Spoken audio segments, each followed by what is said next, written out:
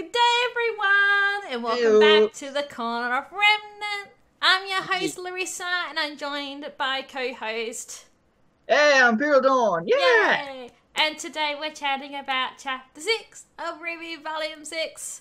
The horror edition of RWBY. That's what I should have titled the stream. And now I'm realizing, now that you've said that, I'm now realizing this terrible lighting is now actually assisting the horror theme to it. I have all this shade on my face, so now it actually works. So I'm happy with that now. Now it's flickering though.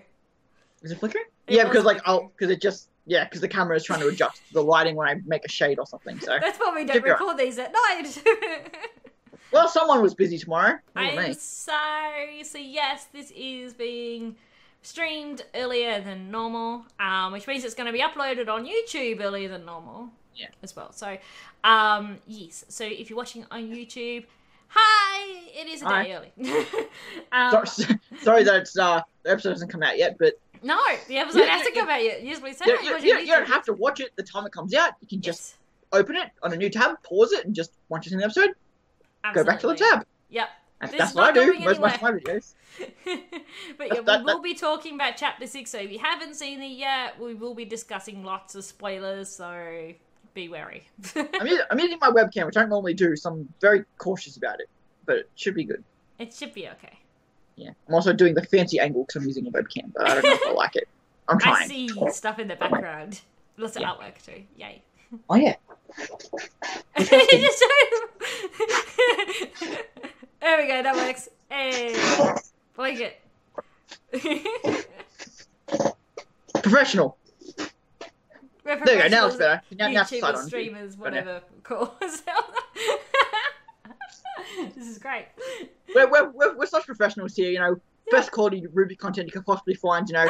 We're Australian, so if you can tolerate our voices, we're the best place you can find RWBY content. It's just a shame that our first hurdle is such a hard one to get over. There's a reason why you don't see many Australian movies out there. But we've got Chris Hemsworth, so at least he's Australian. Yes, there is Chris. Tangents are just a thing tonight. I'm not dead tired, so I'm going to talk as much shit as I probably can. Hi, Charlie! Try to keep it down. Highly professional, damn right. Yeah, it's also really hot, so you're probably going to see us drinking a lot of water, so it's very warm. Actually, for once, it's not hot here for once. Actually, it's actually quite cool. You said when you said you were just turning on your fan a moment ago, you had to run off and get water. You're not wrong, but it's not because it's hot. I'm taking my blanket away. Well, I don't know what the other reason would be, so I don't know. Maybe you're... Yeah. I don't know. Regardless, I kicked my fan before and it hurt my toe, so I got that going for me. Yeah. So Weiss and the Ice Queen and the Ice Cream are keeping it cold. Well, I've got the great one. Where is she over here? All the great one's going to do is going to make it hard to breathe and hot. That's terrible. That's terrible. But, you know. Oh well. Oh dear. So. Hey! Yeah. No. Okay. Very dusty. Just go. Just go. Oh no. Lucky Ace isn't here. Pyrrha, no! Anyway. Anytime there's any mention about Pyrrha, Ace is, he's PTSD.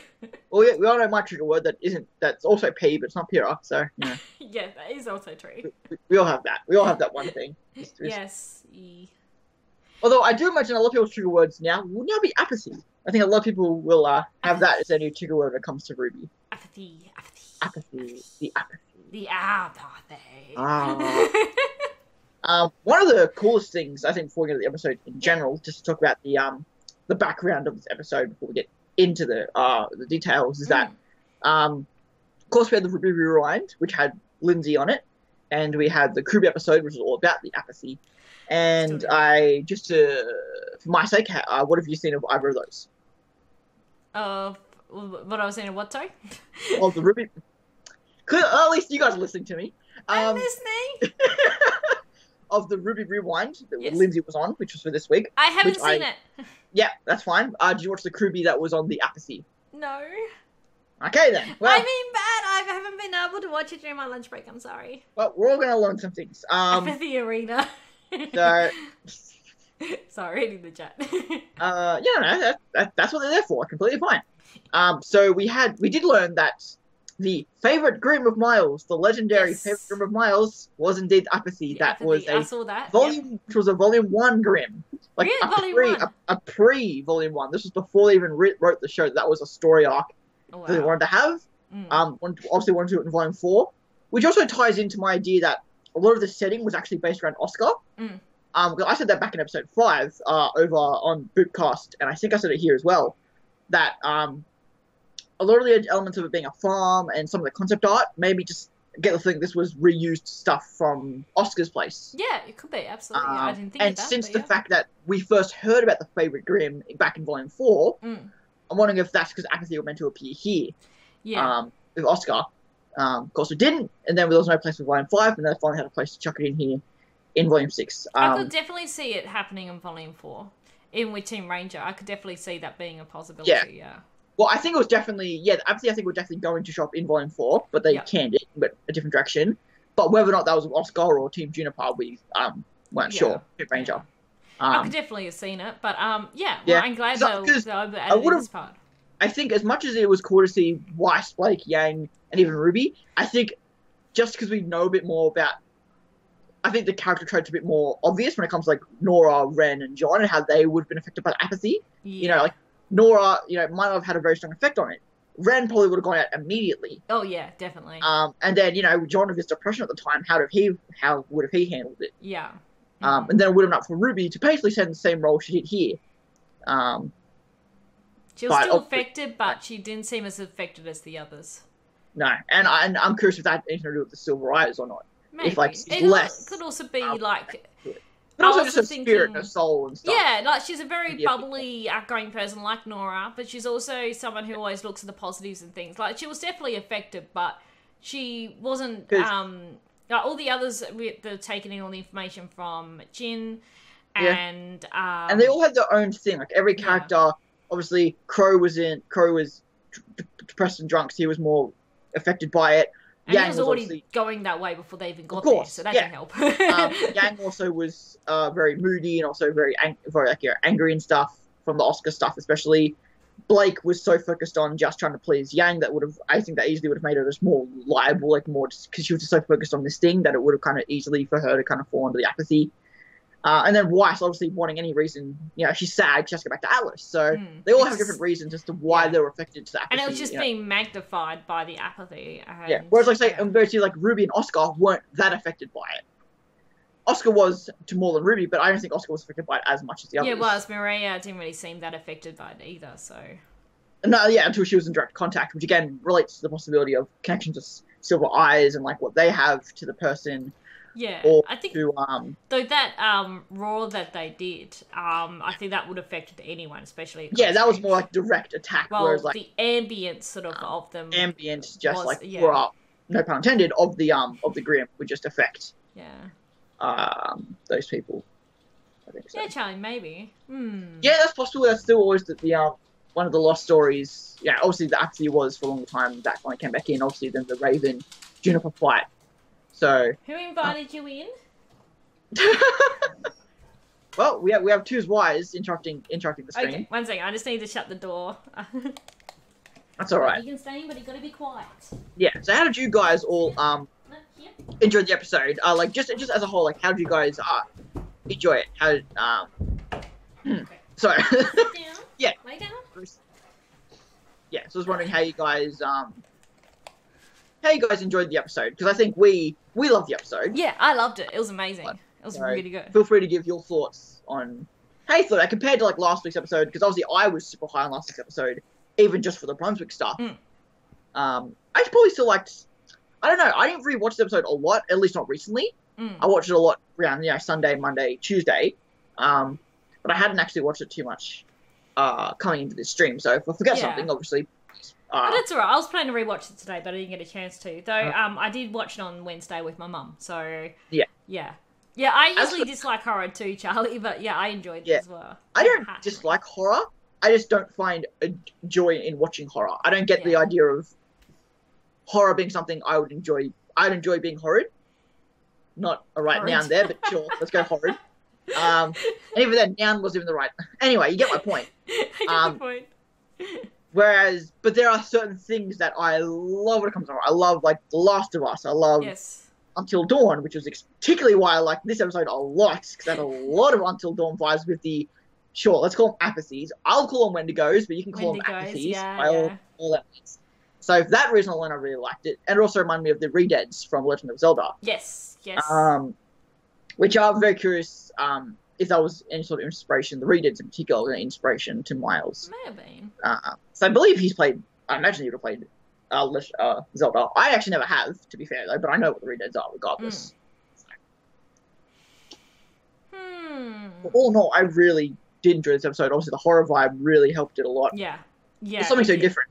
It was just, I just liked it. It just had the vibes from the start. Like we started with Ruby having the chat with Crow to begin with. And, you can talk to me and you can talk to Yang and, and they had a bit of a hug and everything. They're both at the night and in the morning. And then, of course, then it had them all around, like, the campfire and going to bed. And I was like, oh, no, something's going to happen while they're sleeping. No, they wake up fine. Like, you just had this ominous feel that something bad was going to happen from the start. Yeah. And, the first little segment between Ruby and Crow was the RWBY Rewind preview they showed last week. Okay, that makes sense. Yep. Which I said was going to be the opening of the episode. I was right. So, again, sucked in Corey and Beck. I love the shot, the moon in the window too. I just want to mention, I like that shot of Ruby looking up through the window with the moon. And that cut off as Crow was drinking. That's when that cut off. So we didn't get to see Ruby go into the next room or anything like that. Yep. But of course, we saw that. And we get the story of Bartleby, which does connect to, I believe the story is Bartleby the Scribbage. Yes, I saw some of which was I believe I could be the wrong word there, but something like that. And she's basically a really apathetic man who dies of apathy, just not having the will to do anything. Okay. Which is very different from the Bartleby in this episode. But the story of the Scrivener. I think it's an old. Thank you for the like. Sorry. Yeah. Hi, love you too. Yeah. And Lisa did this amazing artwork, by the way. Just plugging. Yeah. That's right. That one. That one. No. That's Keith. That one's Larissa. Yeah. But now that you mentioned, I forgot to mention, thank you everyone who is lurking, everyone who is commenting, everyone who is commenting on the YouTube videos, everyone who's viewing the YouTube videos, or watching the VOD of this on Twitch, which is like, that's really cool if you're watching the VOD. Like, that's that impatient, but that's awesome. Yeah. But yeah, thank you everyone. Any and all support is seriously appreciated. We have loved doing. I know I have loved doing this volume in particular. Same. I love volume 4 as well. Yeah. But that was the first time, and this one's come along. It's really nice and stuff. And RWBY, this volume in every aspect.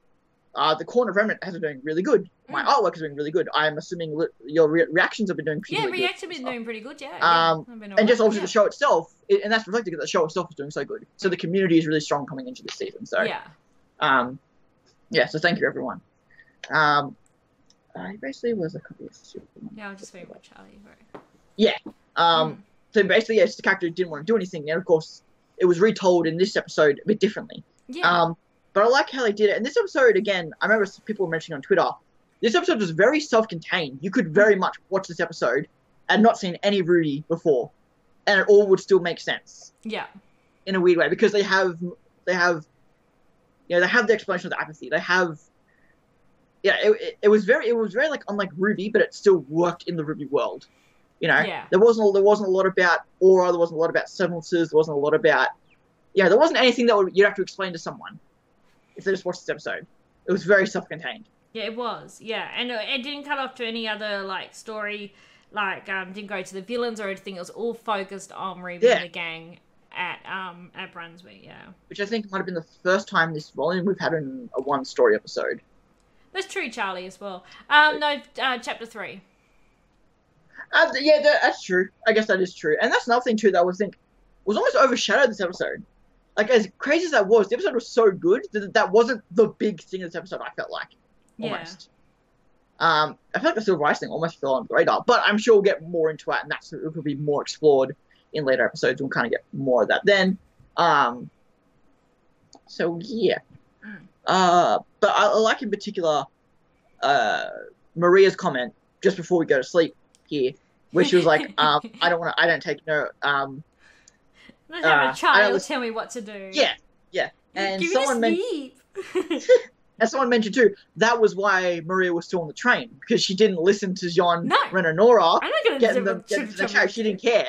No. Like, she knew something was up, and that's why I was like, I've got to go see what's going on. She doesn't like being told what to do, so that keeps putting her into trouble, whether it was on the train or in this, or in this scene where she didn't want to. Yeah. And I like that RWBY just found that funny. She's she didn't get mad at that. She was just like, cute old lady. Whatever. That was very Lindsay. I can so imagine Lindsay doing something like that. She's like, that's cute. So, always it was love funny. that. I liked it. I love Maria. She's so cool. Speaking of that, again, jumping on the topic here, the thing that's been going around Twitter recently is the headcanon of the characters having their voice actors as their middle names.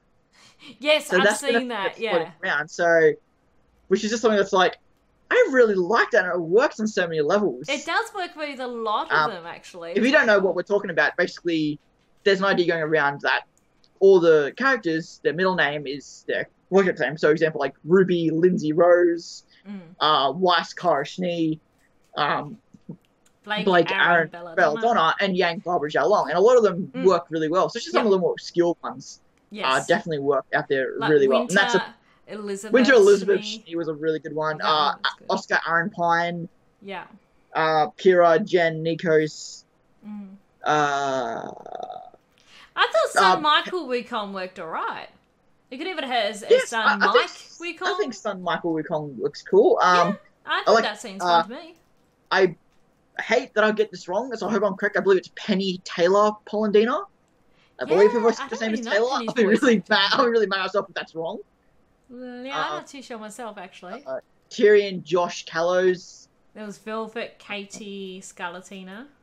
Yeah, I love that one. Velvet's Katie Scarlatina. I love that one a lot. The twins who are Maggie's and middle names, it's all MM. It's all MMM. Neptune Kerry Basilis.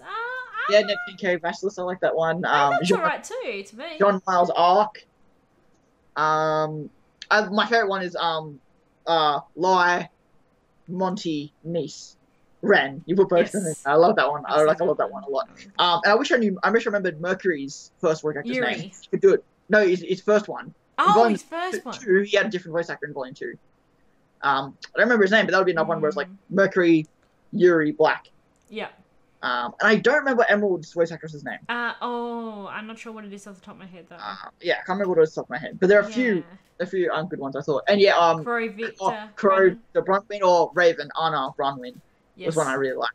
I think the Xiaolong's the only one that I don't like. I don't like Barbara Xiaolong or Bernie Xiaolong.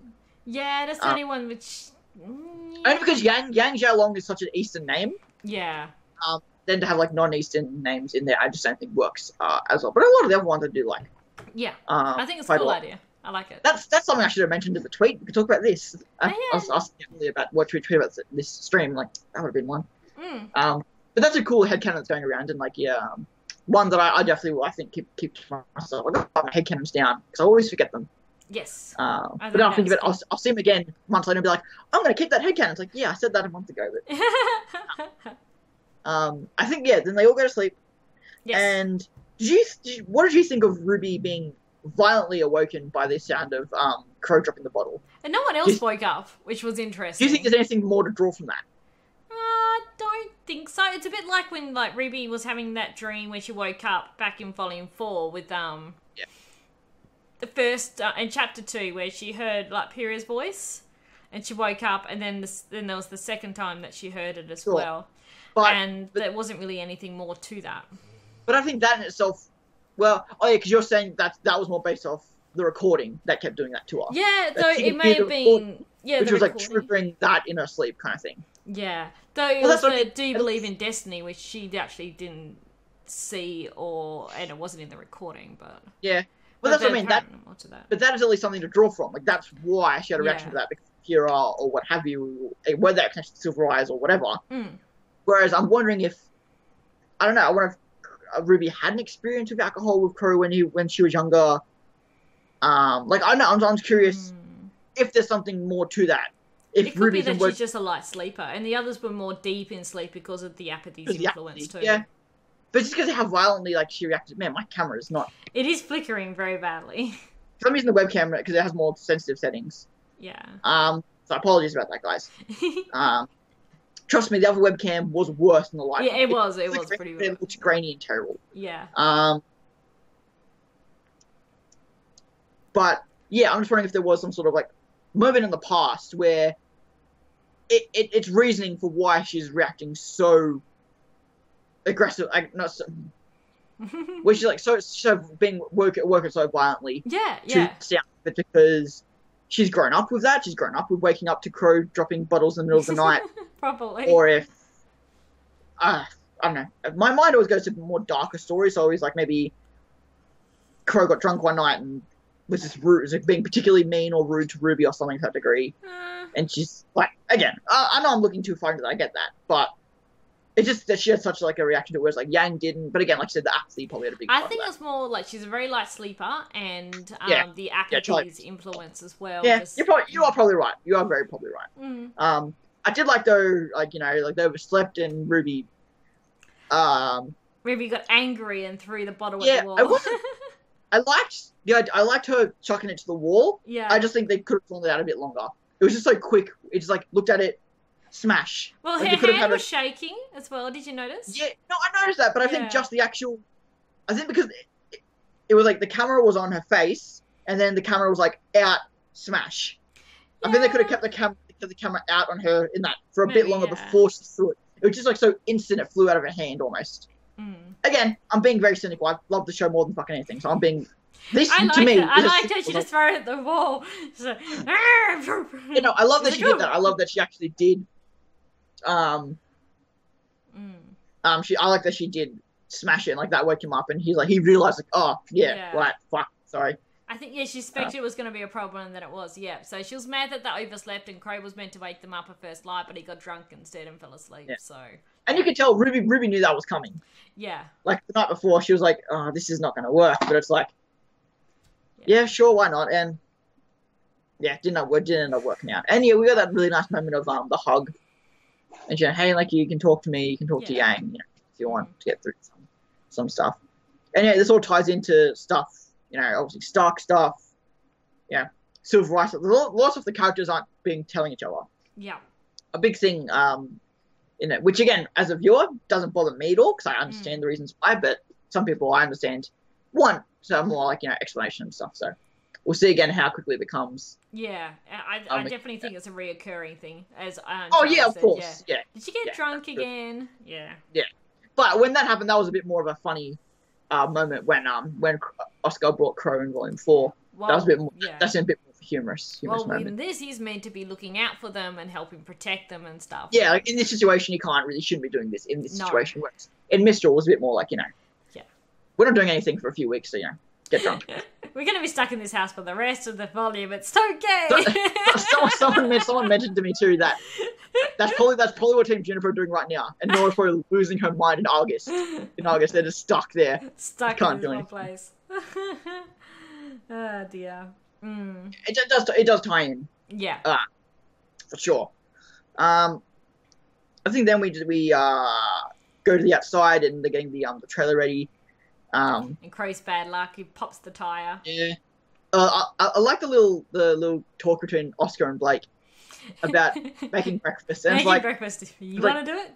No. Like, you had canon those two are brother and sister. Those to me, like, okay, that's a fantastically adorable brother and sister. Yes, parent. Absolutely. I just love the idea of those two just being like breakfast. Make breakfast. You want to make it? Make it? Not really. Not really. And a phenomenal voice acting on the casts because it's hard to do a good voice acting job while being like that, trying to sound tired and just drained. And, But it was a very, very good job. I thought Barbara especially, not necessarily in apathy moments, but when at the end of the episode, I loved Barbara's voice acting towards the end of the episode a lot. Yep. We'll get to that a little later. So Crow's, like I said, Crow's bad luck broke the trailer. And instead of, fixing it himself, he just goes and sits in the corner and just starts drinking. Like, you could, and he's like, oh, get Oscar to do the time. And he goes inside and goes to get drunk. I'm like, I kept expecting Oscar to flip his lid. Yeah. To keep the farm boy. I was waiting for a moment where, like, Oscar would be like, don't call me that, I'm more important, or something like that. Yeah. Not just a farm boy. Yeah, I was surprised that we didn't get that. I was like, No. wow, I was really expecting Maybe that. if it wasn't for the apathy, maybe. Yeah, and that might pop up a little later, and we know, like, we have a Jean Oscar at some point, this volume, hopefully. Yes. So there's more, a little confrontation. Oscar's gonna, like, it wasn't just the punch, there's gonna be more, Oscar. I'm sorry, you don't deserve it, but it's coming. Yeah, like, Crow's just like, fix the tire.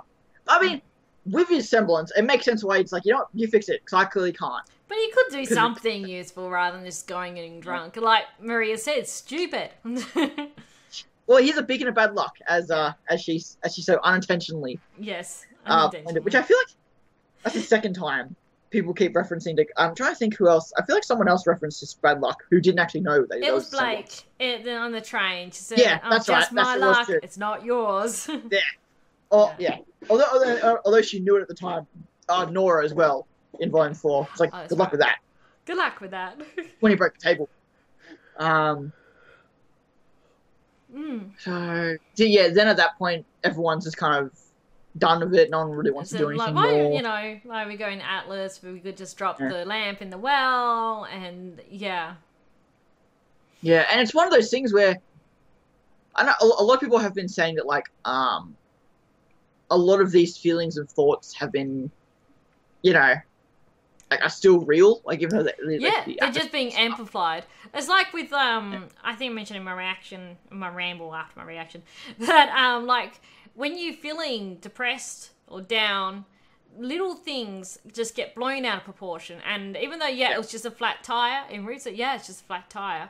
But it just like everyone's like, oh, everything's always so difficult. Why does bad things keep happening to us? And it just blew it out of proportion. And so apathy's influence again. Yeah, but to a degree, like, I mean, like, obviously Weiss doesn't want to get Atlas. No. We can say that as many times as we want, and it's still going to happen. Weiss. Yeah. And that's for a multitude of reasons, I think. Yeah. And this just made everything worse. So these thoughts were all sort of fully dwelling in their minds, but the apathy's influence just brought them more to the front and just made everything just worse. Yeah, and Blake's just trying to kind of, like, go along with everyone. Like, she knows she's the odd one out here, so she's the one who's trying to just go along with everything as best she can. Oscar again has this kind of, like, grander view of everything. It's like, yes, we accepted this, but we didn't accept, to do something that's worthless. It feels like it is. And to a degree, like, Yang has a point. Yeah. To a degree where it's like, in the schools, in the relic, in the vaults, that Salem knows that's where they are. Yep. And it's one of those, because Yang knows that Salem is the Queen of the Grim, at least from Raven's point of view. Yes. Salem is the Queen of the Grim, and I'm wondering how much they're aware of that. I guess they could have pieced it together from the story, but from Jin's story, but at the same time, like, there's nothing, I think, from them to immediately know that. Well, we don't know really Salem. She's the Queen of the Grim. No, but I can understand that's what Raven would assume. Yeah. From what she knows about her. Absolutely. And even with the story, we don't know exactly how. We've discussed that the corruption mixed with her magic is why she can control the Grim or create the Grim. Because the idea, this is something I was meant to mention, like, back in the 4th stream, but I'm certain I didn't. In many cultures, in many video games, in many different facets of law or real life, etc., the idea of magic in itself is an ideal of destruction. And he said it himself, my gift to them. So the idea is magic is directly a gift from, like, all forms of magic is destruction. Yeah. So magic is the god of darkness. That is his essence. Yeah. It can be used for good, and it can heal. It can do many good things that aren't, fire or lightning, etc. Can have other properties, but at its core, magic is destruction. Yeah. So I was going somewhere with that. I was where you're going to. I was going hot. I was going somewhere with that, but I can't remember. The idea that the Grim are beings of destruction because they're created by the god of darkness. So So if you have magic and the essence of destruction, they're one and the same almost. So having magic would be able to directly manipulate the Grimm. And even though we saw Salem use telekinesis, in a sense, to crush the Nevermore, that also could have just been that same magic of creating the Grimm. She can destroy them, and like everyone maybe could through magic to a degree. Maybe, I don't know. Magic is a tool, I reckon. Well, I'm not saying that that's how it works in this world. I'm just trying to explain how Salem could be the queen or control the Grimm, because in some relations, magic and destruction are one and the same. I mean, the Grimm are destruction, so magic and destruction would be the same. So magic can be both creation and destruction, but yeah, I know. I'm just trying to draw connections here to see what we can make out of it. But back to the episode. Yes. And yeah, Yang makes the point that we could just get rid of get rid of it. Just chuck it in the well. No one will find it. Bury it in snow. And it's very real life where it's like we might not even have to live to see the consequences. I'm like, yep. That's a real world reality, isn't it? That's a real world bloody commentary, isn't it? Yeah. Thanks, ancestors. Good look. But to a degree, she had the point. Like, yeah, they mentioned that the Grimm could find it, but also, what's the apathy going to do? Walk to Salem with the relic? I can just imagine them walking their tight little group, one of them holding the lamp. And then they get to the water and they start going underwater. It's just like the Pirates, the first Pirates movie. Yeah. And the zombies walking underwater. It's just the apathy trying to get to Salem. Just trying to return the relic. But there's also the idea that Salem can kind of see the Grimm because she can Cinder's alive, and she kind of knows the Grimm, like her eyes, like the crow's are Osmond's eyes. Yeah. The crow and the raven are Osmond's eyes. Mm. In a sense. Yeah, I could see that she may be able to, she probably would have been able to find out about the Grimm and the lamp, maybe. Well, she at least knew about Cinder, despite... She knew that about Cinder, yes. Any reason to kind of really realise that. Much to Watts's, to point out, he did. So, I liked Ruby in this, she was contemplating dropping the lamp. She's like, I'm so tired, and you see her eyes go, the really zoned out, same as the other three. That was my most hated thing about this episode, but for a good reason. Because I hate that look. I hate the big pupil look creepy, in animation. The big sort of eyes. I hate it because they've had it in previous characters, in previous volumes, back when it didn't matter as much. But they've had certain scenes and different models stuff without pupils are really dilated and stuff like that. And it just looked... It made sense in this scene because they were No, that's what I mean. They did it for once and it worked and it looked good and I noticed it. It looked so creepy. No. No, I was like, I don't like this. It was like, I'm so tired. I'm like, no. I didn't like it, but for the right reason I didn't like it. For the right reasons I didn't like it. But yet she saw the apathy and she dropped the lamp down. And it's like, that seems to sort of scare her out of her zoned out state, because then she was jumping around, we need to get the lamp, I didn't mean to do this. Everyone's like, it's fine, Ruby, it's fine. Yeah. I didn't mean to do this, I don't know what I was thinking. Yeah, Lindsay really killed it. In this episode especially. Yeah. And she talks a bit about that in the RWBY Rewind. Stuff like that. I didn't mean to. What was I thinking? We need to get the lamp. Everyone's like, it's fine. But I like that even despite their state, they're still like, fine, we'll go down there and we'll go together. Like, they're still themselves. They're not changed. They're still very much themselves. They just can't be bothered. Yeah. They all go down together and I'm like, this is a bad idea. Yeah. The lamp, of course, isn't right where it fell. And the carrot would have washed it away. No, it's too shallow. So... Oh yeah, I guess it's probably dragged away. I guess I get what you're saying. They would have dragged it. There was one there when she dropped the lamp. So yeah, just took it back to the horde, basically. Took it around the corner. And yeah, even Blake in a more depressed state than usual, her more angry self than usual, was like, just look for the glow. Maybe just look for the glow. And yeah, they do it, and then they find it, and we get. It's one of those things because I watch it at 3 o'clock at night with the lights off, the screen turned pretty down. No, this wasn't like a horror or scary thing. This wasn't that. No. But because I watch it on my TV, the settings are all really kind of much darker than my laptop. So all I could make out were the skulls and the red glow. I couldn't make out any of the actual grim pieces. Oh, right. It was so dark. Yeah. So I couldn't even see what the hell I was looking at until I got up the next morning and actually no, I watched it in the morning because I fell asleep before. I couldn't stay up till 3 o'clock that night. I actually fell asleep. Yeah. But I did watch it the next day and then yeah. Those things are so creepy, and you guys will see the expression on my face when I saw them. Like, oh my god! Like it was one of those things that I saw a lot of people online talking about how scared they were, how creeped out they were. It was so creepy. Like it almost looked like they were just one big mass. Yeah, especially because what we saw in the intro, that's what I immediately thought it was. Like, well, maybe they do clump. This looks like they clumped together because when they were running through about to discuss, you can see them sort of clumped in groups. So it looks like the damn thing from Inside. If anyone's ever played that game, no. But yeah, well, best if you don't. Inside. It's very like Limbo. If you ever heard of that? Yeah, I've seen. Yeah, it's very much. Yeah, Inside's like a sequel to that almost. Yeah. And then at first I was very interested as into like, these obviously are huntresses, the fact that Ruby reacted so scared. It didn't throw me off guard immediately, but like on hindsight, for a little bit I was like... things are like nothing they've seen. Like, and there's a lot of them. I think that was the big thing. Yeah, that was the other thing. There was a lot of them. I think it's the fact that it's a lot like the Knuckleave, in a way, which was a very creepy ass thing. These weren't based on animals... or, like, you had the Geist Grim, but the rest of the Grims that they've seen, they've dealt with are more animal-based. Yeah, this one isn't.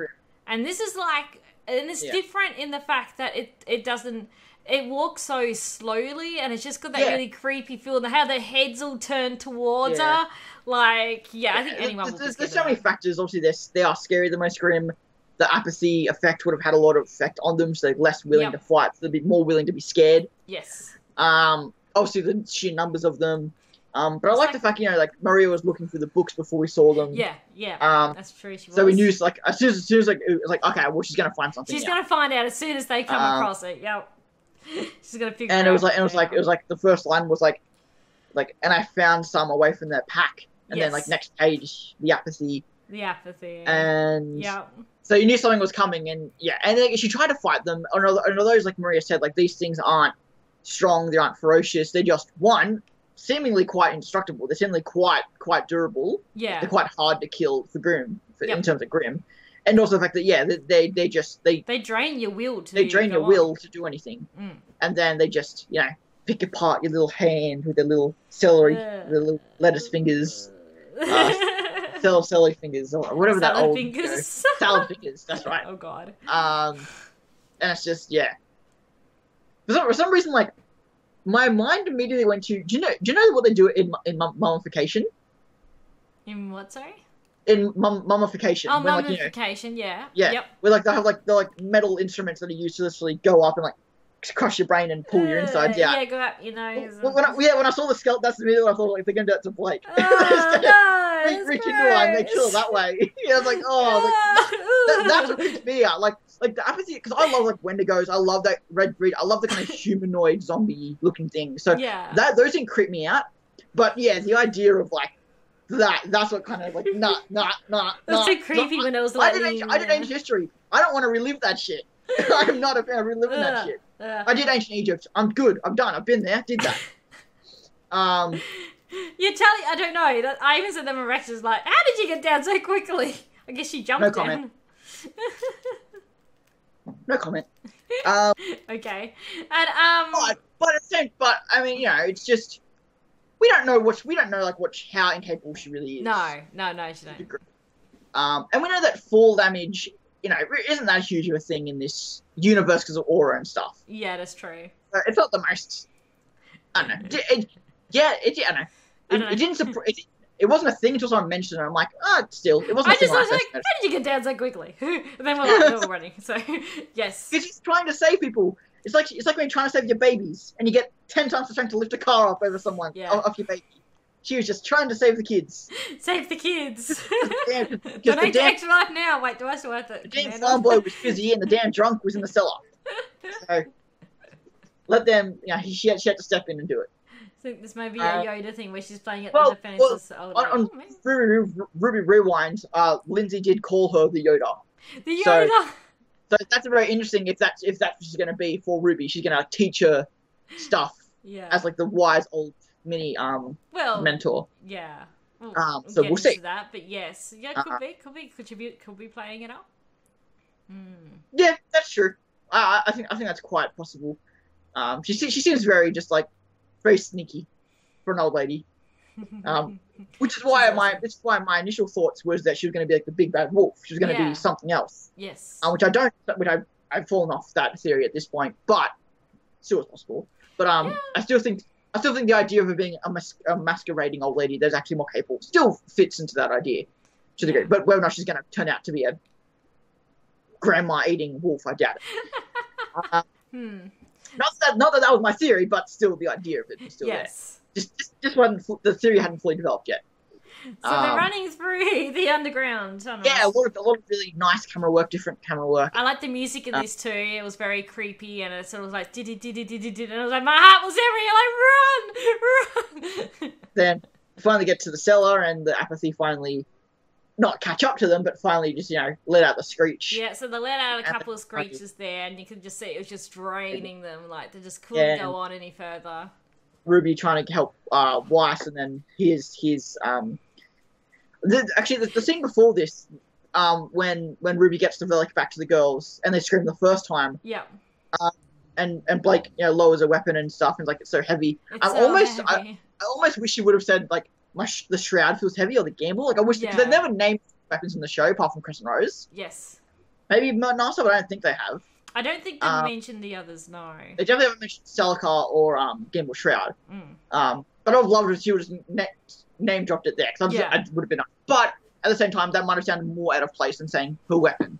So, take as you leave it. But she drops that in the next scene, and it's fine. That was a meme-worthy. Oh my god, yeah. So many memes of that.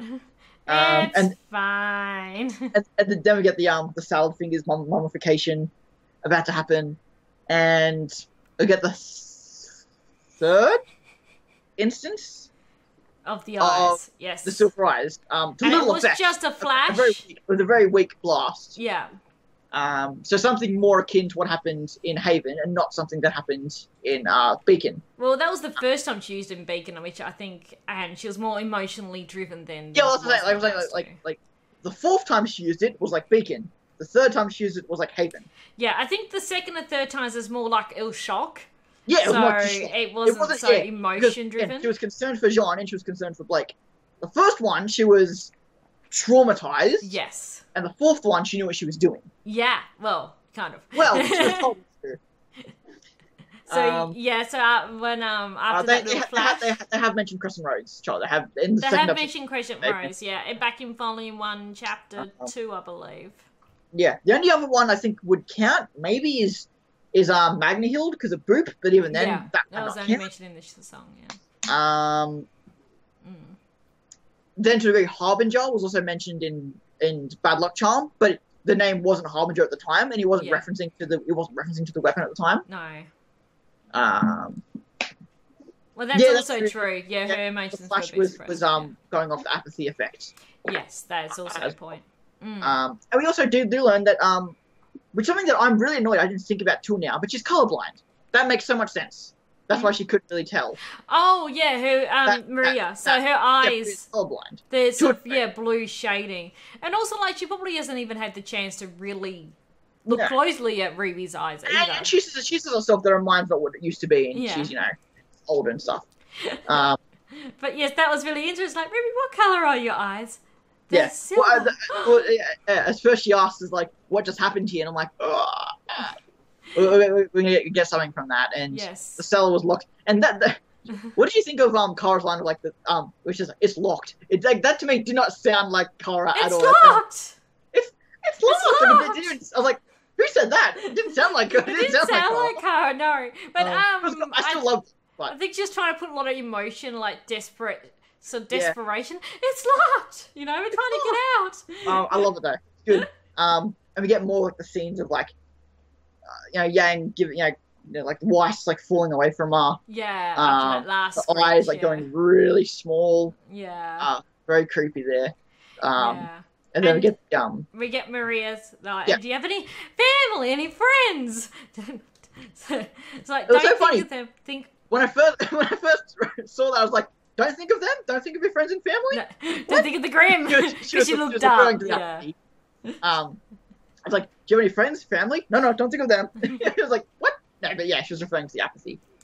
Yeah. Well, I actually really liked it. I love the quote. So, and I think Silver Eyes is all to do with protecting life. And it's all about your love, love for humanity, love for life, and a love for friends and a family. And that's it was actually interesting because although you're right, you're not wrong, but I interpreted it as it being a more of think about the people that care for you. Yeah, and how they make you feel. Not so much the people you care for. It's more like think of the people who value you almost. I know that gives it gives it less significance. Like it gives that less meaning. I get that it kind of makes it less of the situation. But just, and I'm sure that's how she worded it. But that's not how she meant it. She meant like the people like you care for and you love for. Think about them. It's all about not just love and friendship, but it's more like it was. The Silver Eyes is against the Grimm. So the Grimm is all about destruction of humanity. Yeah.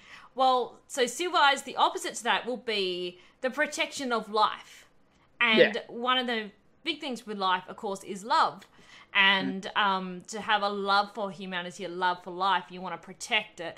So to me, it made a lot of sense with that sort of connection, that the one thing that would be averse to the Grimm, whose destruction is life and love and creation. So... yeah.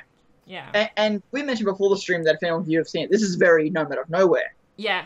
There's a lot of very similar themes. A lot of very similar themes in that. Which I really like. I understand that meaning like, oh, that's really, really cool. Is the idea of the powers being based around love and protecting people cliche? Sure, but it's not like it makes a lot of sense from what we've also seen as well. That's been heavily implied though from the sense of it though. Yeah, it is very cliche. Yeah. Sure, but it's also not like it's out of nowhere cliche. Like anime cliche is simply like, you know, the power of friendship and the cards will save me or whatever the hell. The power of friendship and anime will save me. But this has been implanted for a very long time. Yeah. You know, the first time she used her power was like, you know, because she couldn't protect Pyrrha. Yes. The second time she used her power, she was trying to defend Jean's. First time she's like, it always has been about protection. It's always been about her friends, and I'm sure if Crow I wouldn't call the moment cliche. I'd call the whole concept more cliche, if anything. But I wouldn't call the moment cliche. Yeah. But I also am not a big fan of those kind of words and like stuff like that. So that's just my personal take of it. If you want to call it, I'm not disagreeing that it is cliche, but I'm not going to call it cliche because I just don't like those kind of words. Like what Maria said is like, well, think friends and family, how they make you feel. And then when she went into the next quote, so life is beautiful, it is precious, and it must be protected. Yeah. So it's all about the Silver Eye Warriors were probably the protectors of the people, the protectors of their family, their tribe. I've never been the biggest fan of the theory that the God of Light has something to do with Silver Eyes. It could have been just like the Faunus. It could have been something just happened after the gods left. Yeah, but I didn't mention it back in episode 3 of the podcast, but when the God of Light did turn into the dragon and did blast away the Grimm, it was a flash of white, and his horns and eyes were silver in the dragon. So there probably is connection to that. Possibly. Again, I wasn't the biggest. I loved episode 3, but it wasn't my favorite episode. It would never be my favorite episode, and I just don't like the super overarching, like the god level world building. Which is why, again, in theory, I don't like the idea of the God of Light being connected to the Silver Eyes. Yeah. But in practice, much like the lore we learned from episode 3, in practice, I like it a lot. Just the information that's there, it's like, meh, but once you see it in practice, I like a lot more. Yeah. But regardless, she uses it, destroys all the Wendigos. Very sad. Well, not even all. Just a few. It wasn't all. It was just the ones in the vicinity. And I liked how after the protected and it sort of echoed a bit, and Ruby's opened her eyes like breathing in after holding her breath for a long time, and the eyes sort of shimmered silver, and she just so not sat up and just gave this sort of like angry look at the grim, like it was so cool. I love it. But I like it, like it matches in with everything Crow said back in Volume 3, and it matches like. And what I really do like is that a lot of people had concepts of what the Silver Eyes did. A lot of people thought it was like a Super Saiyan form that fought Cinder of the Tower. Some people had a lot of different theories. I like the fact that it's just a blast of power. It's just a blast of light. And I like the fact that it's overpowered in a very, very minimal sense.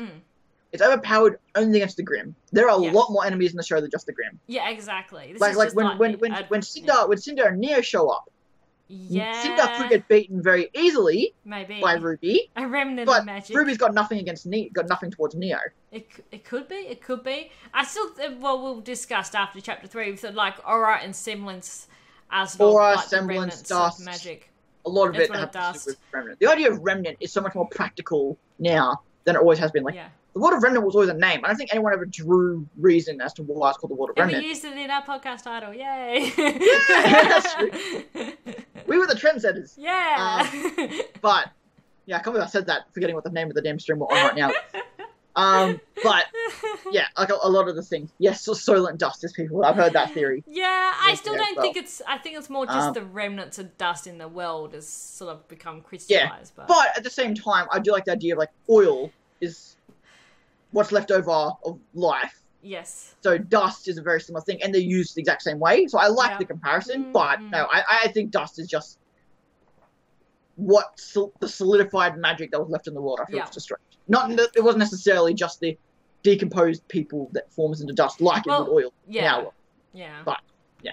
And we don't know how much time passed as well till they made dust and Well, it's not like well, because humans were wiped out in terms of like they became ash and dust immediately. It wasn't like a decomposing body. Yeah, that's so it wouldn't take as long to form that. But anyway, then we go up to the cellar. Crow's drunk, and we get the little. Might as well mention it. The moment. Yes, Yang. Where Yang Blake's hand. Yang goes Blake's hand. He's like, let's get out of here. It is one of those things where you gotta always remember, as much as it can be annoying, like to me it kind of is, but I still love him. I still do. But it's one of those things where it's like, Yang has no problem with Blake. Yang likes Blake, not more than Blake likes Yang. Yeah. Okay. And whatever concept you're gonna have that in. It becomes more official. To me, they're just friendship. They're really good friends. They're going through a bit of time where they feel one feels betrayed by the other, and they're still working things out. When one of the characters admits their feelings, fine. Until then, leave them the fuck alone. Exactly. I have nothing against the ship of Bumblebee. It's just like for me in the show, they're two friends, they're teammates. Yeah. Then they had a falling out, and they're still trying to work things out, and they're still protective of each other. And despite anything that Blake Yang says, or despite anything Blake says, Yang still does care for Blake a lot. It's just hard for her. She just can't exactly trust her right now after what happened. Yeah. They're still building that trust back. She's not going to throw her under the bus because she wants to keep her safe. It's just like, and what I liked about it too, I think people do read too much into it. They do. But what I do like though is the idea that because Blake said she needed to protect Yang, in spite of that, Yang's like, oh, fuck you, bitch, I'm going to protect you. I'm going to protect you. Yeah, and like that I like. In spite of that, it's like, no, you're not going to protect me, bitch. I'm going to protect you. That I like. That I like a lot. Hydrate. Oh. Did you drink that whole bottle? Does that answer your question? Hydrate. Oh, that was great. I feel like Uncle Crow. So Crow's like, what's going on? Can we just reestablish that Vic has never had a drink of alcohol in his life? Hasn't he? I didn't know that. I didn't know that. Man plays an amazing drunk. Oh, okay. Yeah, no, he does it really well. Well, he's an amazing voice actor, so amazing actor. And so and then Weiss is like, we're not leaving yet, and starts throwing the bottles down. I love that. I love how much more subtle. Like I love that. It makes more sense that Ruby's and Crow's alcoholism is brought to the forefront. Like that's what's important here. And Weiss's hatred is so much more subtle. Yes. Like a lot of people probably don't. Reactors probably and like fans do, but I imagine a lot of casual people don't realize why Weiss is so adamant on the wine cellar and like throwing alcohol. because she doesn't. Yeah, she hates it as much as as RWBY would do, most likely. I don't think RWBY hates alcohol. I think RWBY just hates what it does to Crow. Whereas I think that's true. I think Weiss has an actual dislike of alcohol. Okay. That's how I would interpret it, at least. Yeah. Like Weiss would be a straight edge, but RWBY would just be like, yeah, just don't drink it around me, kind of thing. Yeah, exactly. You're meant to be helping us, and be like as a group here. With the group here, trying to protect each other, and he's just getting drunk and not doing anything. I'm curious how many times both of them have had to carry their drunk relatives out of a room. They both carried Crow out. Yeah, I like that. I wonder if Weiss has ever done that with And I just loved how Weiss threw it, and she like, now we can leave, sort of thing. Now we can leave. That just grabs Crow and Crow's like, what's going on? And then he sees them in the apathy in the fire. It's always interesting to me seeing Weiss and Crow interact, because I'm always like, are you going to say anything about the time he had palmed you in the face? Or we just let that slide already? I think they've just let that slide. Yeah. I'm always like, man, that would have been a cool little joke to chuck in there at some point. But there's always like little elements like that will always be, Yeah. What are you gonna do? This one's been amazing. It's done so many things like that. So, I'm fine with it. But Weiss has probably just like got her head down behind her as Klein probably drags her out of the room or something like that. Probably. You good, buddy? Do you want me to let you out of the room? Is that what you're doing? Sorry, dogs are being noisy. And this is where I mentioned before about I love Barbara's voice acting. Yes. Is Barbara Maria as they ran out of the house yelling to Oscar. Oscar! And just just Bob, just like one of the last times where it's like Oscar, and just like the inflection she had in her voice when she did it was just so good. Yeah, it had so much. There's so much terror in her voice. Oh, we gotta leave now. I haven't done it to you, but I've done it to Beck 100 times. Oh. I told you that bike would take the trailer with the bike would take the trailer. I still don't think it should. To be fair, it is. One, it's a powerful ass bike. The trailer, I don't think it isn't as heavy. It doesn't look as heavy or big as I thought it did. And three, it's a very light snow. It's definitely a road or some sort of path underneath. It's an animated web show, so it's just a TV show. It's just. Oh come on! We've spent like 20 plus streams justifying this crap. But the minute you're wrong, you don't want to justify that. You just want to say, "Oh no, now you'll go just the fact that it's an anime." Damn biker. Damn bike physics. It was very light snow. There was clearly a path or a road underneath. Sure. Chris hasn't seen this bit yet. He hasn't watched he's only seen chapters 1 and 2. It's a dust bike. It's a dust bike. We don't know how powerful the vehicles are in this world. It could be completely adjustable. Anyway. The weight of the people, not so much. Exactly. I'm sure Chris is going to be like, yeah, no, that shouldn't be able to tow him. We know how heavy bikes are, let alone, just, yeah. Anywho. Yeah, and then they trail off and we get the rest of the story of Bartleby. That he went out and found the apathy, brought 2 of them back.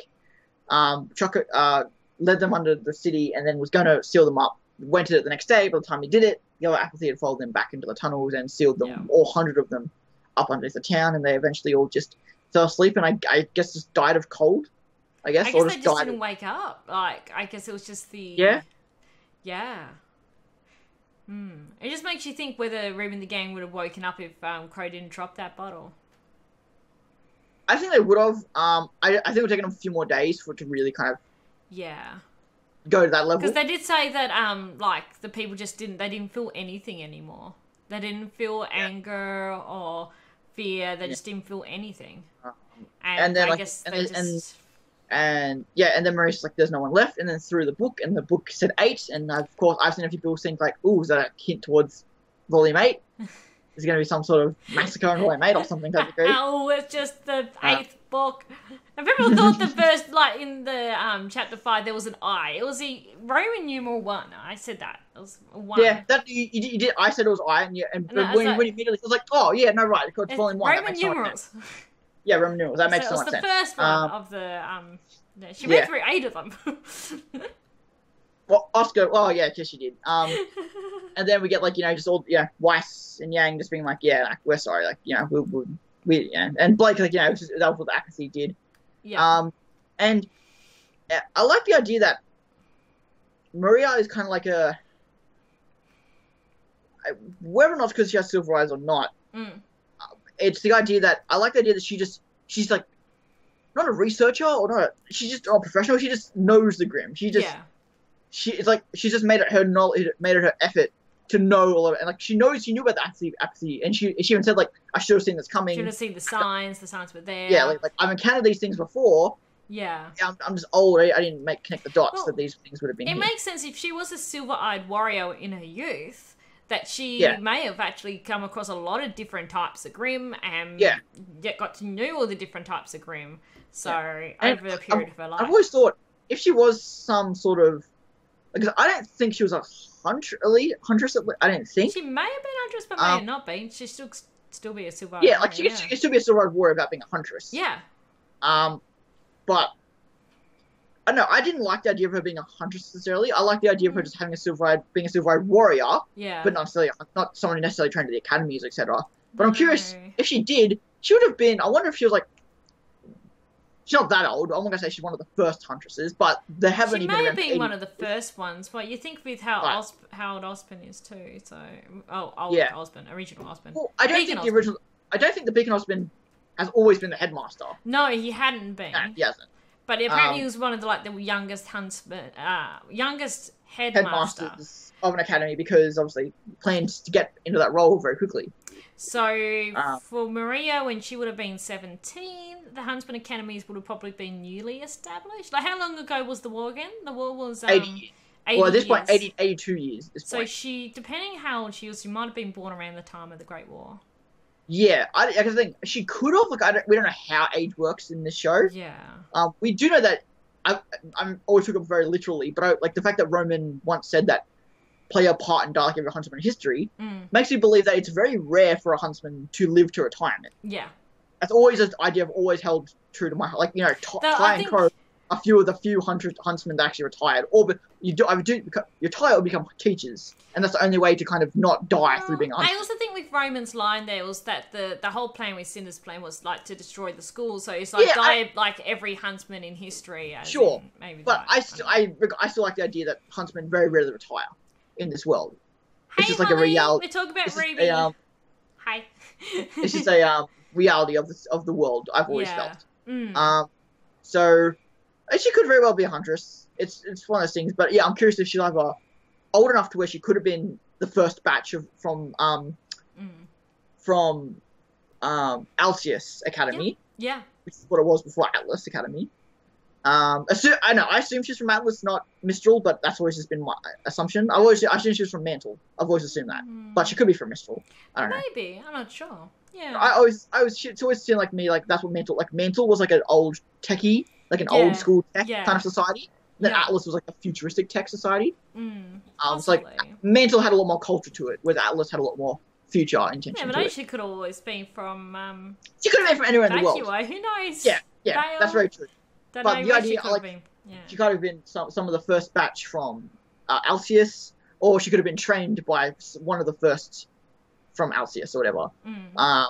If she's old enough to predate the Great War, which was in itself was 10 years, so it's the Great War started 92 years ago. That may be the Great War. I always thought maybe the Great War or the Faunus War, which I think is still a thing, which was 40 years ago. Yeah, I think that might have been retconned. I'm not sure. That maybe those were escapades Salem created to hunt down the silver-eyed warriors. Because during war times, the idea of people losing their eyes, like, that's just a war crime. Whereas if there wasn't a war going on, and apparently everyone was losing their eyes, you'd probably make a big deal out of it. But if you're masqueraded under a war, then people wouldn't necessarily... I'm not saying there weren't other reasons, and I'm sort of saying probably might have... I don't know if Salem had a hand in the war or not. But if she did, I like the idea of it being a cover for her to get rid of all the silver-eyed warriors. Maybe. But at the same time, her idea of RWBY doesn't seem like she cares that much about the silver-eyed warriors. To her, it doesn't seem like that big of a thing from how she feels about RWBY, from what we've seen. So, could be a lot of different things to make up from it. Charlie Nicholas Schnee's dead. Sorry.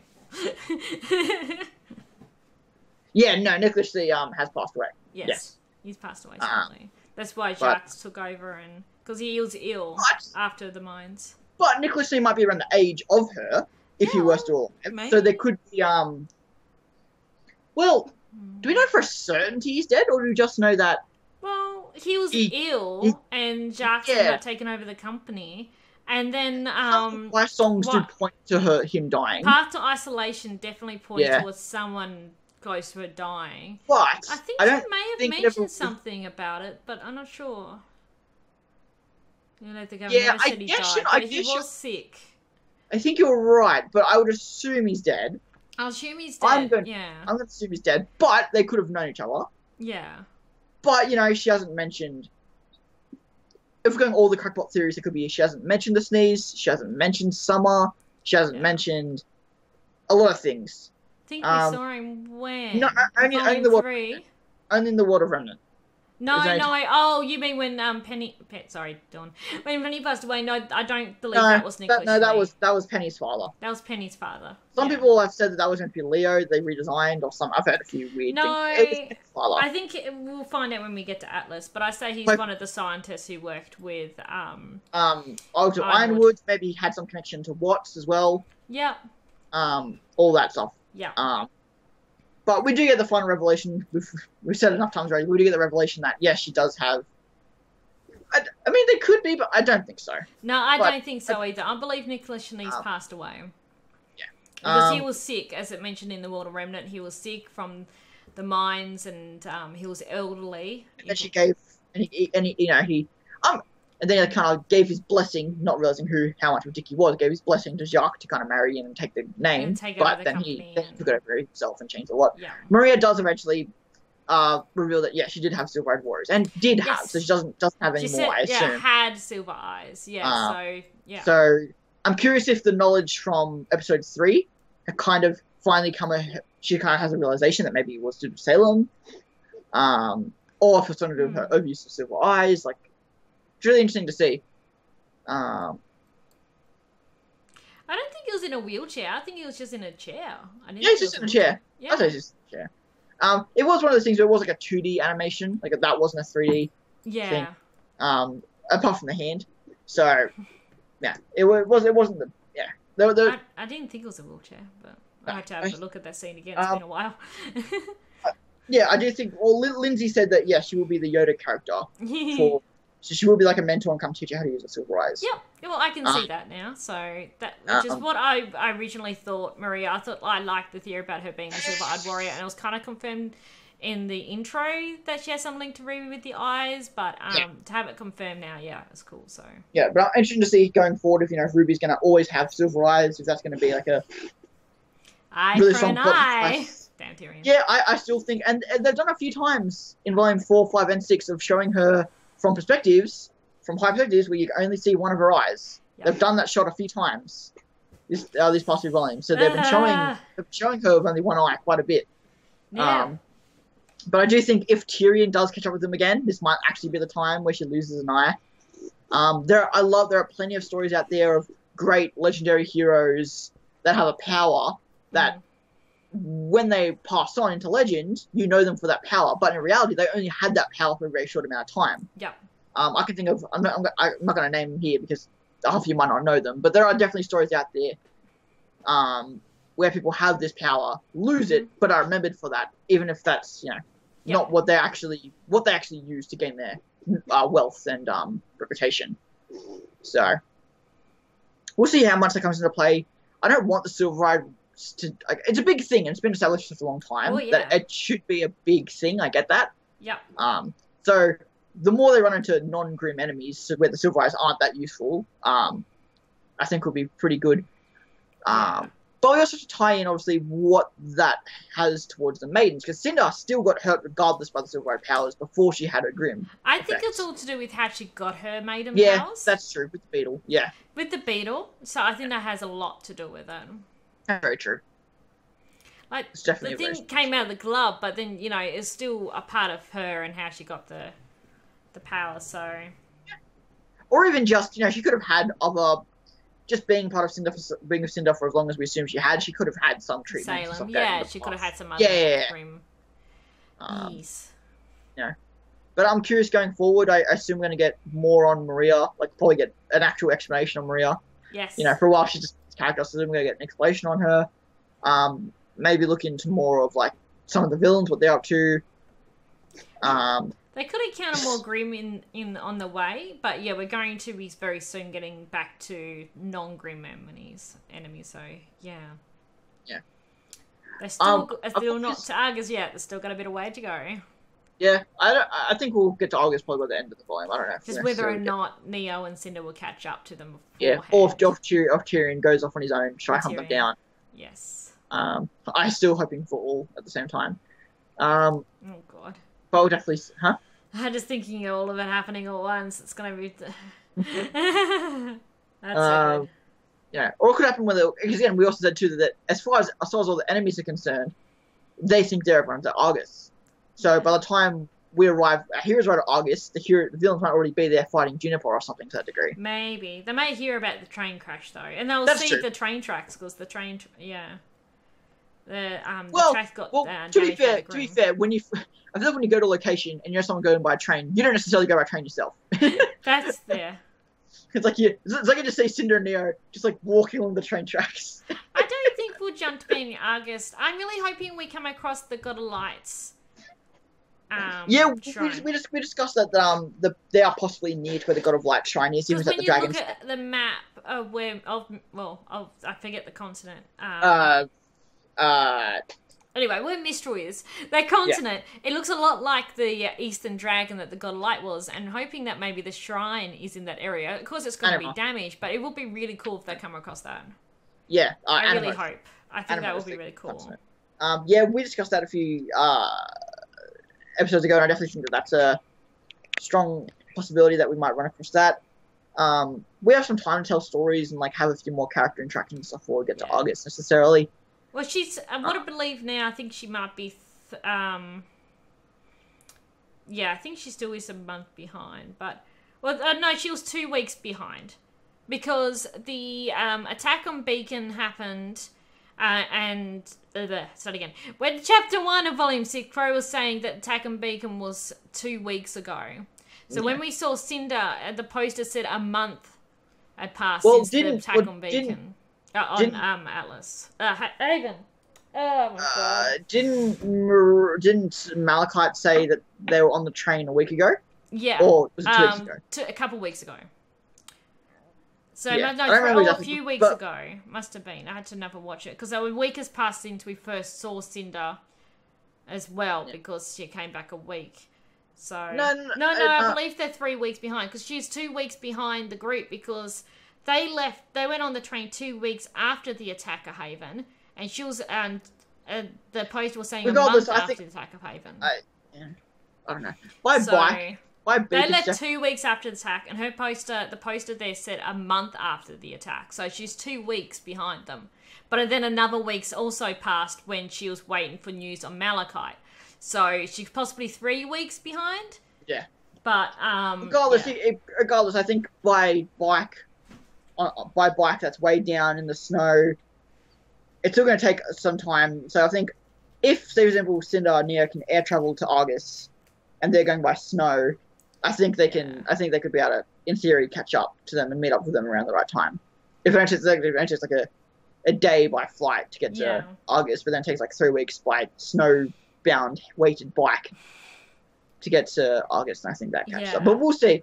We'll see. They can still catch up. So they did quite a good job with it at Volume 5, despite everyone being dumb and not being able to understand it, which was one of the dumbest things of the community ever. They couldn't understand at the time in Volume 5. Yeah, like Blake's story was behind everyone else. It was never hard to understand. Right? I know we're struggling to discuss it now. I get that, but that's because none of us have watched the episodes today, so we can't know all the details. But Volume 5 wasn't confusing at all, time-wise, I don't think. But everyone apparently had issues with it, so... Yeah. I don't know, maybe I'm in the wrong here. Yeah. But yeah, we get that, so I think, we're going to get some Maria backstory next episode. I'm hoping. Maybe some villain stuff. Yeah.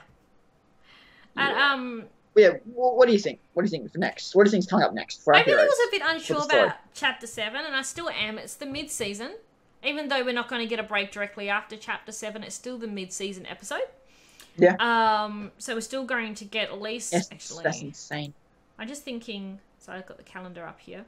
It's the last season of the first half. So we're going to get 1, 2, and then probably a break on the 23rd. So we've got 29th. 29th break. Okay, so we're going to get 3 more episodes. So 7, 8, 9, and then we're going to have a break. Before 10? And then 10. Yeah. I think it's the same as last year. I think we got a break after 9 before we got episode 10. Yeah. Of last. I think that's how it worked. Yeah, so, I don't think we'll get Ruby and the gang in Chapter 7. I think it's going to be focused on either Cinder and Neo, or the villains, or maybe even Juniper, perhaps. But I think it's going to be focused on a different part of the story to Ruby and the gang, since we got them for the whole episode 6. And we sort of left it... No, it's 14 episodes. 14. Yeah, so even after this episode will only be halfway. We'll still have another 7 episodes after that, which is basically insane. Chapter 7 is basically the mid-season episode. Yeah, mid-season finale. Yeah, mid-season, yeah. But no. So in Chapter 5, in Volume 5, it was where Cinder, Emerald, Mercury, and Watson arrived at the bandit camp, and that was the end of that episode. So that was basically the mid-season, Yeah. Oh, really? So, yeah, so we're going to I think we're definitely going to get Cinder and Neo in Chapter 7. Yeah. And maybe some more of the villains or some other story in it. If we get Ruby and the gang, it'll be very brief, I think. Yeah.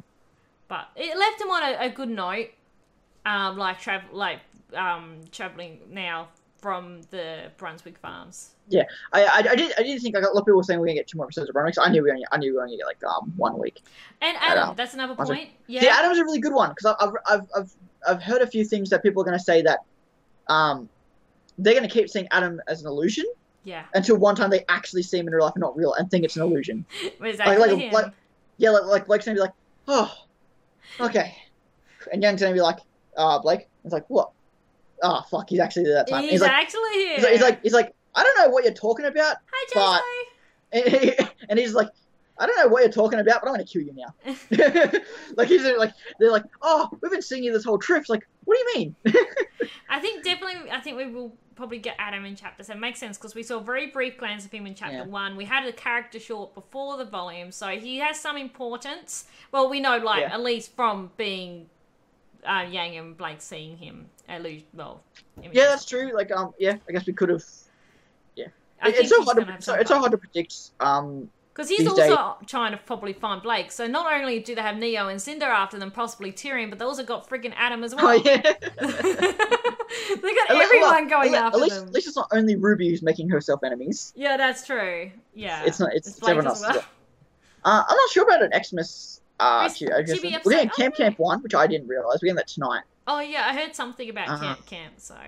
But I didn't even realize they were gonna do that. I think the mask drop we saw. I'm sure what happens after this. Maybe, because when I saw it, I do think that's possible that was a future scene, that it wasn't after the battle. It looked like it. Yeah, but it doesn't make sense when we saw him wearing it again.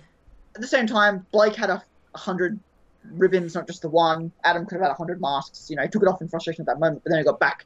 He had to save face and look like himself again when he got back to the thing. Either way,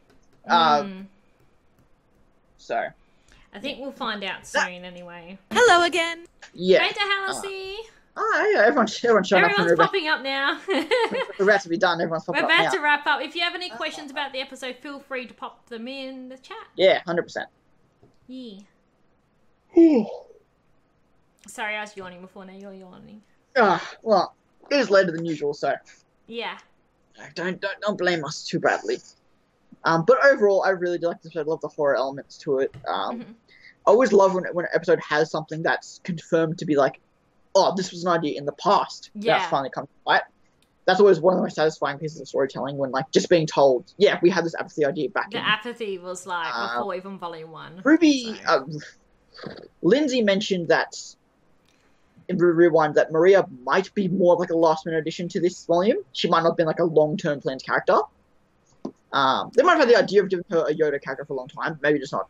They might not have fully fleshed out Maria as we now see her now. Yeah, unlike say like Salem or Hazel or Tyrion or Watts, who were planned out before Volume 1. Exactly. They could have had this idea of a Yoda character, but it wasn't until just Well, recently they fleshed her out to be who she is. Silver Eyes was obviously a main point of the story from before it's beginning, so they had to have some. They're going to probably have something, they just hadn't fully fleshed out. They weren't sure if it was going to be like a mentor, if it was going to be someone coming back, or Stark, or it's like, you know, Crow bringing up Stark, or Ozpin, or... I guess with RWBY, she had more other things on her mind. Yeah, it has the Silver Eyes, but she was more worried about the relics and everything. So it all comes down to me at the whole normal needs comment. Yeah. No. The idea of her having some sort of divine power. Yeah.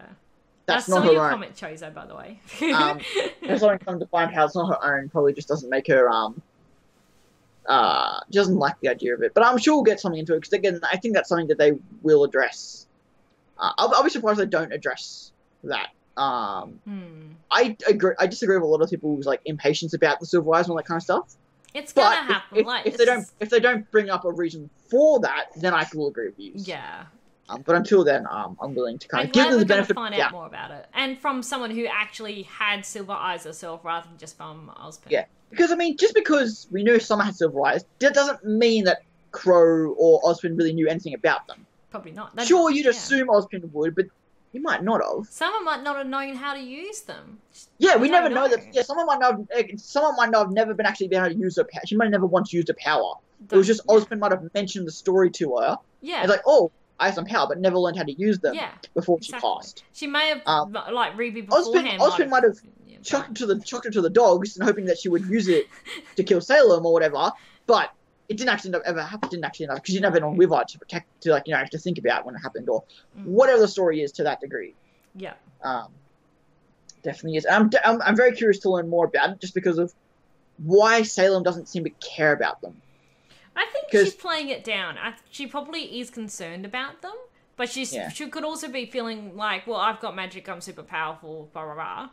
That's true. And she just sends her like Hazel and everyone else after them. Yeah, I always just like go back to the point of when Cinder said, like, you know, what's the point working with bandits, keeping RWBY alive? Yeah. What's the point of all this? We don't have to. So clearly Salem doesn't want Cinder to kill RWBY. I think at least for Cinder to go out of her way to do it. I think she could have also been using, like, she had Emerald do the illusion of RWBY, and that, like, at the end of Volume 4, we saw that scene with Cinder using her fire against the illusion RWBY. I think she may have, Sally may have been keeping RWBY alive for that reason, so Cinder had that hatred towards RWBY, and she was using that for her to get better. But now it's sort of backfired on the fact that Cinder's gone on a revenge trip against RWBY, so... Crow might have just been aware of what the Silver Eyes did. I don't think it necessarily proves that he had seen Summer do it. Yeah. He just was like, oh wow, this was something Summer was always meant to do but never did, kind of thing. Yeah. She may have used them once. Again, I'm not saying she didn't. I'm just kind of trying to defend the idea of why RWBY hasn't brought anything about it. Or maybe it's because Crow and Ozpin wouldn't have told them anything about him anyway, so they may not know much about them. They probably don't know exactly how they work. It's just more that what they do. So they're against the Grimm, but they don't know she had to think about her family and friends and to be able to unlock and the thing about Silver Eyes is we always know they've always been like a thing that's always been hunted down and killed, and not being able to learn about that power. You know, Hazel mentioned that back in episode in Volume 4. That, you know, we faced their kind before, you know, like hunted down. And even Crow said, like, you know, you used your eyes, you know, you're a threat. Or he said, like, you know, so Silver put a target on your back, especially that you know how to use them. Yeah. Especially that you can use them. So they probably kill Silver Warriors whether they ever use the power or not. It does make him very important. Yeah. So which is one of those things which, considering how important Maria could be to the story, it makes me curious. It makes me like, well, I'm curious then, like, you know, how long she was planned for the story. If she's such an important character, her to be, you know, chucked in only 6 episodes deep before we learn that she's this important. It's kind of like, you know, I'm curious if they planned to maybe introduce her earlier, back in Volume 5, but didn't. Possibly. It could be they've always had this idea of her, and it's just now that it works. It might also be just the idea because, you know, what they did obviously in Volume 5, and they introduced Vanal and Lionheart, these 2 very important characters, but then killed them before the end of the volume. And it'd just like, I guess I had that idea that they might do that with, like, I don't think they will, but the idea they could do that with Maria, like, oh, really important character, last minute addition to the show, explain stuff, dies. Which I hope doesn't have the case, which, again, I didn't mind that happened to Vanal and Lionheart. I thought that made more sense for those 2 characters. It made sense in the story for them, but I really hope but Maria, I don't think it makes sense. Whereas, like, say, Crow dying at this point, would suck. Yeah. But at this point, how much more valuable is he to the story other than helping RWBY mature up and become stronger? The only thing left he could do is probably die for her. Hopefully not. But again, given the situation, I don't think that's going to happen with Tyrion and Cinder and Neo and Adam. I still don't think that's still the situation. That at the moment they need him as a fighter. Yeah, like, it doesn't feel like right now. Yeah. He would be killed. Not yet. Maybe next volume or something. Yeah. I feel like there needs to be like a next Battle of Haven, Battle of Beacon before Crow gets killed. Yeah. I don't think it would be something big. I think to kill off Crow. I don't think you can kill him casually. Yeah. Well, I'm just thinking that at least we know that's true. They don't want to go. Neo on their way, that we definitely need Crow there to help. That's a good point too, because we know that the Silverwise affects maidens. Maybe it's also very deadly to magic users in general. So Ozpin might not simply want RWBY to learn about them because he thinks that's more of a threat to him than just to Salem. I still think it's more Grimm related rather than... Yeah, that's true as well. That's possible. I think the reason why it affected... Crow won't die until he gets back to winter. Fucking hope so. That's a good point. That alone is worth Crow's. No, Snowbird. No. Crow getting to Willow is more important. Whatever the Schnee mother is called. Oh yeah, we don't know her name officially, but people suspect the fandom has dubbed her Willow. Dubbed her Willow. Yeah. But because I want to see those two drink, and the ship name I heard for that like yesterday was Make It a Double. Was their ship name? I was like, yes. That is great. That's also probably why Winter despises him as well. Yeah, the fact that he's always drinking and probably even reminds her of her mother. Whereas Weiss is a bit nicer and is willing to give him a chance. Yeah. Weiss is young, though. Winter's a lot older. Yeah, like, I wonder if Winter's ever, like, maybe she's, like, had a drunk past as well. Mm-hmm. But, has militarized herself up to mature herself kind of thing. Maybe. And maybe she was, like, a young alcoholic. I don't know. I mean, it explained why those two got together assumingly know each other in the first place. Yeah, I say they definitely had a thing. I think they had a thing. They had a drunk one-night stand. Yeah. and then after that, it's like, Ironwood, please help me. Please don't let me do something again. They had a thing, we'll get one dying in one other's arms. Oh no. And Winter just goes to Ironwood and like, please straighten me up. Please make sure I never do something that stupid ever again. And Ironwood's like, I'll get you away from Crow? Gladly. Sure. I miss Ironwood. I'm so excited to see Ironwood again. Yeah, we haven't seen it since before. Yeah. But unless you guys have any more questions, my throat is dead. But thankfully, I don't have to get up tomorrow morning to stream. So. But I had to get up really early in the morning to go on a car drive. Yay! Well, I have to get up at 7 now rather than 8. I talk more than you do, so it hurts my voice more than I'm sure it hurts yours. And you're used to talking. You stream all the time. I do. I stream all the time and talk to myself, so, But, no, I'm not going to... I was thinking of streaming Kingdom Hearts tonight, guys, but I won't. I streamed last night anyway. I'm going to not do any streams tonight because I've got to get up at 7. Well, got to be ready to leave at 7 tomorrow now, so... Yeah, Charlie, it was great to have you. Very, very interactive. Thank you for watching the whole stream, Charlie. Appreciate it. And the others who hopped on as well. Yeah, very much so. Yeah, so my brother's still lurking. Yeah, if you're lurking, commenting, watching the Twitch VOD, watching the YouTube VOD. Yes, thank you. We all love really you. Appreciated. I hope that for you guys, looking forward to this tomorrow. I hope this wasn't a huge inconvenience for you guys. Hope you can still watch it, still enjoy it the best you can. Yes. And to people who were here, could make it out here. If this was, if this worked for you more, I'm glad we could help you out this time. Exactly. Bug Larissa if you want this to be the new schedule. Don't bug me about it, bug her. Yeah. But, I was thinking as well, I forgot to mention this before the stream, but I'll mention it now anyway. Would you guys like me to do a rerun of this at a usual stream time? That's a good idea. So I won't be able to watch the rerun because I'll be in a car drive with my mother and a chihuahua, so that's wish me luck. And, I could have the rerun going on Twitch. So I haven't done a rerun before, but I see you, Choso. Shush. So it will be like as if I'm going live, but it'll be this stream. So it'll be like a re-record of the stream going up at the usual time that we would stream, and you guys can still chat in like the live chat on it. So like a premiere on YouTube, but Yeah, let me know if you want to do that. And I can that'd be a good idea. figure out how to do it because I haven't done it before. Yeah. Okay. I know it's a possibility, but I was thinking about that earlier. So we could have the rerun at 10. Except I might be able to be in the chat. I'm not sure if you'll be free, Dawn. I'll be free. Yeah, okay, cool. So if you are able to be in the chat when it goes up at 11, our usual time. Yep. Yeah. Of course, it won't be live. It'll just be a rerun of this. So. Yeah. But if you're watching this while watching the rerun, Inception. Talking about doing the rerun while watching the rerun. That'd be funny. We should just make a point in the future streams to be like, okay, we're done talking about the episode. Now we're going to talk shit for another 20 minutes. So if you're just here for the RWBY stuff, you're not here for all the production stuff, and that's fine. But the stream... It's like one of those things where you're watching a video and someone goes off topic, he's kind of skipping along, waiting for them to get back on topic. Or an ad read or something, just waiting to come on, let's get through the ad read. Get back on topic. Nah, we're done with RWBY for the night. But yes. But the stream will be at its usual time next weekend. It was only this weekend that it had to change. So yeah. So next weekend it'll be back to its normal time at 11. Yeah. Don't have the thumbnail or title to give you guys, obviously. Yeah. There was a little thing that was shared on Entertainment Weekly, which I did not watch, and I don't want to hear about it, but I did see a screen cap of it. Yeah. Neither of the RWBY Rewind sneak peek or the E-Weekly sneak peek.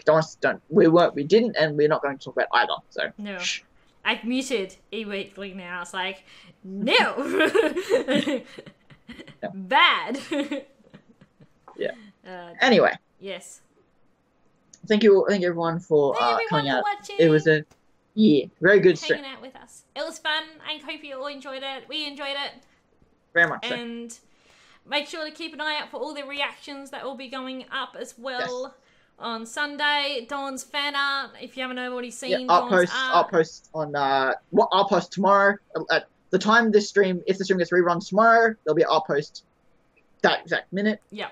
So 11 a.m. Saturday, and then something that's drawn from episode 7 will be uploaded on the Monday, same time. Yes. And also Thursdays as well. But that's So make sure to keep an eye out for Dawn's artwork as well during the week, and my reaction on Sunday, as well as my streams during the week too on Twitch. Yeah. But thank you all. We hope you all have an awesome weekend. Enjoy Chapter 7 when it comes out. And we'll see you guys all next week to discuss Chapter 7. Bye. Oh, we didn't do the praise the great one in Weiss. Right. In Weissburg. Right. I always forgot. Tired. I know, I'm tired too, and it's hot. Praise the great one in Weissburg with Puppy Theo. He'll break his legs. Yep. Thank you for... Oh, no, it wasn't a host. It was just a Halsey.